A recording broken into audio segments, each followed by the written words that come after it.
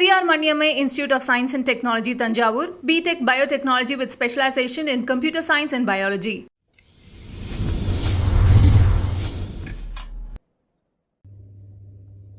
Hello.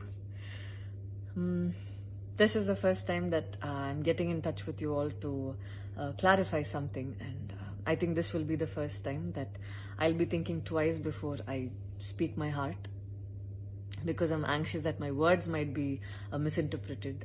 So forgive me if I take a while longer than usual to communicate my thoughts.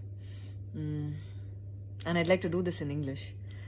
In a recent interview, I was asked if I was a supporter of the left or the right wing, and I clearly stated that I believe I'm neutral, and we need to be good human beings first before we identify ourselves with our beliefs, and that the oppressed need to be protected at any cost.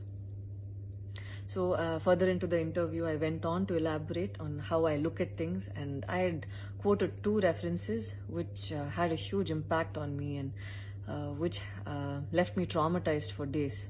In fact, after I watched the film The Kashmir Files, I had the opportunity to speak with the director, and this was 3 months ago. I remember telling him that I was disturbed seeing the plight of the people at that time, and being someone that I am, I would never belittle tragedy like the genocide and the generations of people who are still affected by it.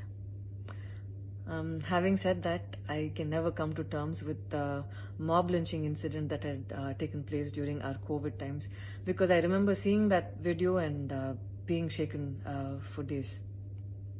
I believe that violence in any form is wrong, and violence in the name of any religion is a huge sin.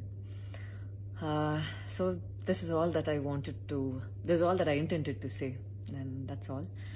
But it was very disturbing to see that many people online justified the mob lynching incident, and I don't think any of us have the right to take another person's life. Being a medical graduate, I believe that all lives are equal and all lives are important. And I hope a day doesn't come when a child is born and he or she is scared of his or her identity, and I pray that we're not heading towards that, at least. 14 years of my life, my school life, I remember every day going to school and chanting, "All Indians are my brothers and sisters. I love my country and I'm proud of its rich and varied heritage."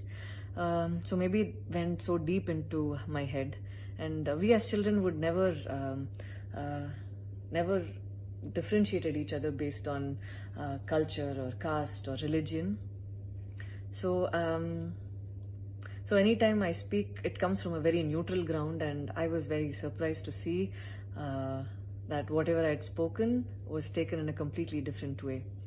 And it was also very upsetting to see that a lot of prominent personalities and websites had carried a snippet from the previous interview that I had given, even without seeing the complete interview or the genuinity behind what was said.